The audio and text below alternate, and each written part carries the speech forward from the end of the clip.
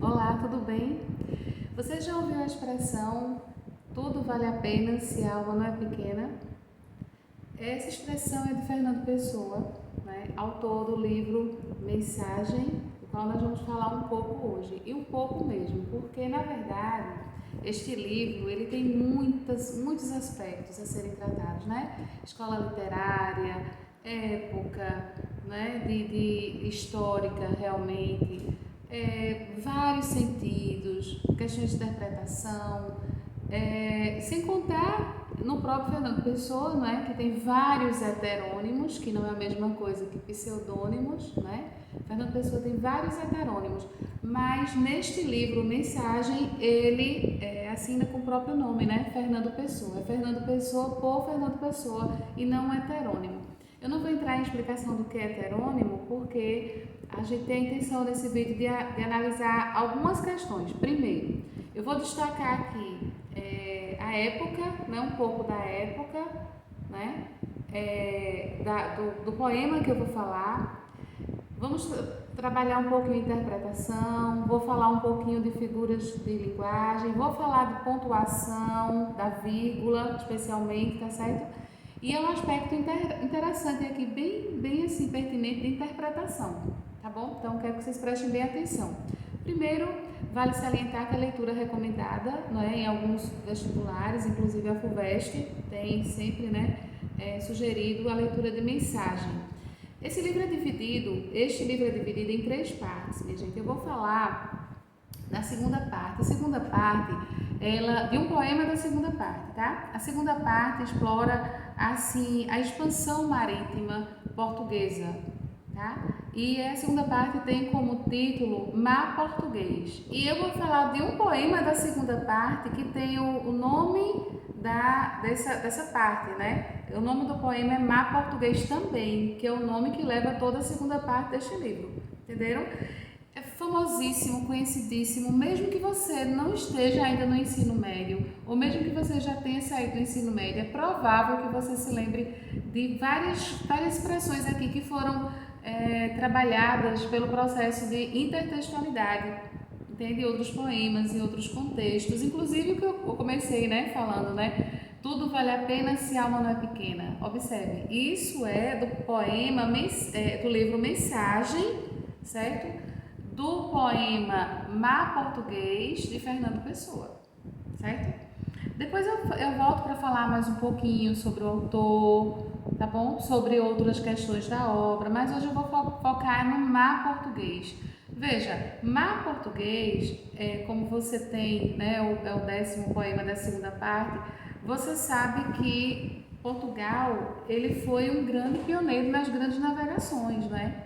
E nesta obra, especialmente na segunda parte, Fernando Pessoa fala sobre as benfeitorias, né? Algumas pessoas que se destacaram nessa expansão marítima, né? Que assim fez de Portugal então um pioneiro, grande conhecedor, né? Portugal então criou um nome nas grandes navegações. A gente sabe que Portugal e Espanha se destacaram nas grandes navegações, né?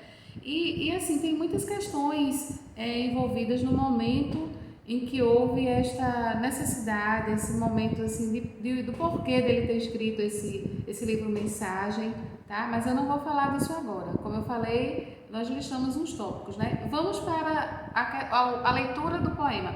Eu vou disponibilizar para os alunos da Isolada o poema, mas facilmente você encontra na internet. Eu vou ler aqui, ó, tá? Essa edição eu a tenho há 14 anos. Foi a editora que mandou para mim na época que eu era coordenadora de português, né? E eu já lecionei bastante assim, este livro, já trabalhei muito com ele. Tem algumas partes aqui que eu marquei, que destaquei, que são realmente bem pertinentes. Eu gosto muito dessa edição da Saraiva, certo? Aqui, inclusive porque ele tem lista de atividades, ele tem contexto histórico, ele tem uns aspectos aqui bem interessantes. Eu vou ler o poema, você facilmente encontra na internet, mas eu vou mandar a foto também aqui do poema para os alunos da Isolada, certo? Para acompanharem na íntegra. Veja que diz assim, vou ler para nós. Mar Português, ó mar salgado, quanto do teu sal são lágrimas de Portugal? Por te cruzarmos, quantas mães choraram, quantos filhos em vão rezaram, quantas noivas ficaram por casar, para que fosses nossos, ó mar. Valeu a pena? Tudo vale a pena se a alma não é pequena. Quem quer passar além do bojador tem que passar além da dor. Deus ao mar o perigo e o abismo deu, mas nele é que espelhou o céu. Minha gente, é lindíssimo. Veja que em 2 estrofes aqui, né, Fernando Pessoa fala muita coisa da história da expansão marítima, certo? Portuguesa. Fala bastante. Veja o jogo de palavras, né, que a gente tem muitas figuras de linguagem, não é isso? Observe que eu vou considerar verso por verso. Eu não sei se o tempo vai dar para a gente gravar em um vídeo só, mas eu vou tentar, tá? Primeiro, eu vou falar um pouquinho sobre a questão de pontuação, para contemplar os alunos desde o cursinho até o médio. Estou vendo pontuação bastante intensamente nesses dias, e aqui a gente tem um aspecto que ele começa falando, o aluno do cursinho vai acompanhar pelo próprio poema, né? No médio também, qualquer pessoa, inclusive qualquer um que esteja assistindo, né, que é um prazer compartilhar com vocês essas questões. Olha, eles assim, ó mar salgado, vírgula, quanto do teu sal são lágrimas de Portugal? Eu quero destacar esse aspecto da vírgula, que é muito recorrente em prova, né? Aqui nós temos, obviamente, um vocativo. Essa vírgula ela é obrigatória, ela é um aspecto de vocativo, né? Claro, ela se justifica por seu vocativo. O que é um vocativo? É a interpelação, é o chamamento. Nesse momento, o eu lírico fala diretamente com o mar, percebe? Ele diz, ó mar salgado, quanto do teu sal são lágrimas de Portugal? Então, aqui a gente tem o mar como vocativo. Minha gente, vocativo, você vai justificar essa vírgula, obviamente, isso aqui é um aspecto, né, de sintaxe, não é verdade? Aí, mais adiante ele diz, ele fala, nós temos novamente, no final da primeira estrofe, outro vocativo. Ele diz assim, quantas noivas ficaram por casar, para que fosses nossos, vírgula, ó mar, né? Então ele está falando novamente com mar, vocativo também. Tem outros casos de vírgula aqui interessantes, mas eu quero destacar aqui o vocativo, tá? Então aqui não é, o mar aqui, ele não está sendo nesses trechos que eu li, sujeito, eles são vocativos, porque eu não falo do mar, eu falo com o mar, então ele é vocativo, tá certo? Outra coisa, aqui dentro da sintaxe a gente diz que é um vocativo, né?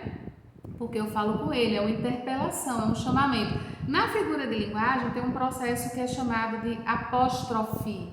É a mesma coisa que vocativo, mas figura de linguagem eu vou dizer que é uma apóstrofe, certo?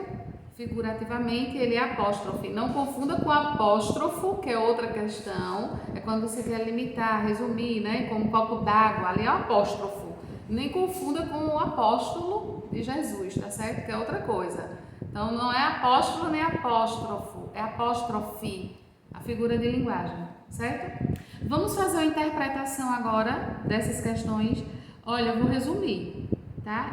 Pretendo resumir nas questões realmente mais relevantes, mas nesse poema tem muita coisa a se falar, muita coisa, porque aqui tem história, né? Então tem uma parte grande da literatura, tá? Ele diz, ó mar salgado, quanto do teu sal são lágrimas de Portugal? Então você está vendo aqui a hipérbole, né? Outra figura de linguagem que é utilizada, porque o eu lírico aqui diz que o sal do mar são lágrimas de Portugal, né? E outra coisa, esse mar aqui é o Oceano Atlântico, viu? Tá? Ele está se referindo à expansão do Oceano Atlântico, mas eu não vou falar muito, não vou delimitar porque tem muita coisa para falar, né? Enfim, mas ele diz aqui que choraram tanto nesse processo de expansão marítima que houve o quê? Como se o mar fosse salgado pelas lágrimas que foram derramadas, né? E de quem são essas lágrimas? Aí ele diz em seguida, por te cruzarmos, quer dizer, por esse motivo, por essa luta, por essa intenção, quantas mães choraram? Claro, porque os filhos foram, né, na expedição, né? Os soldados, não é isso? Quantos filhos rezavam em vão? Porque eles queriam, obviamente, voltar para casa, para ver as mães, as famílias, e choraram.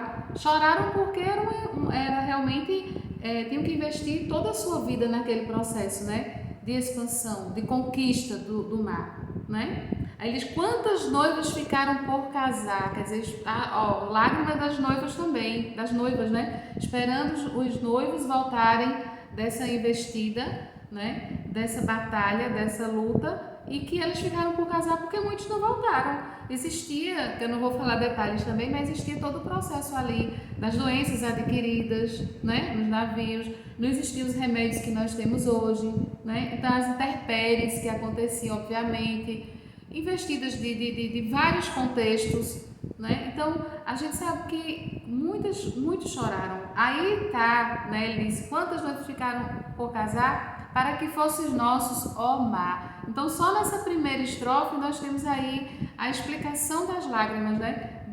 Das mães dos filhos que foram para o mar, o alto mar, lutar pela expansão marítima de Portugal, né? Fala das mães, fala dos próprios filhos que rezavam para voltar, né? E as noivas, que muitas noivas ficaram por casar porque os maridos não voltaram. Os noivos, melhor dizendo, né? Não se tornaram maridos, né? Então, minha gente, isso aqui é bem interessante, é pertinente a gente entender, porque quando a gente fala de sentido literal, quando a gente está lendo um livro, um texto que possui a função referencial da linguagem, ele tem a linguagem objetiva, é mais direta. Mas quando a gente tem a função poética, quando a gente tem um texto como esse, né, exige-se que a gente tenha conhecimento de contextos, né? A gente precisa entender, a ordem não é direta, a gente tem um processo aqui, a gente tem mais figuras de linguagem aqui, porque a gente tem várias inversões, né?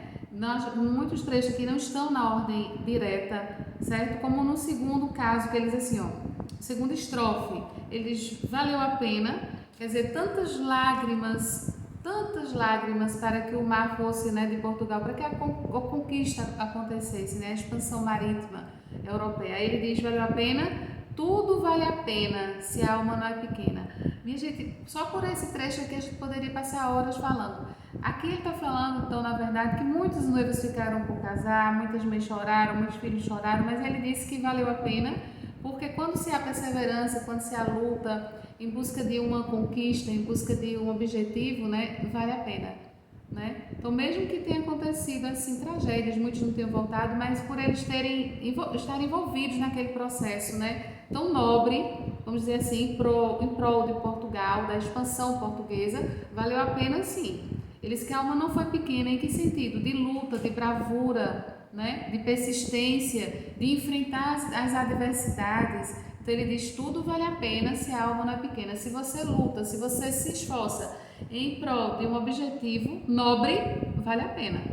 É isso que o eu lírico está dizendo, certo? Aí ele diz assim, que é o trecho um dos que eu mais gosto, ele diz assim, quem quer passar além do bojador tem que passar além da dor. O bojador é o cabo bojador. Dê uma estudadinha em história.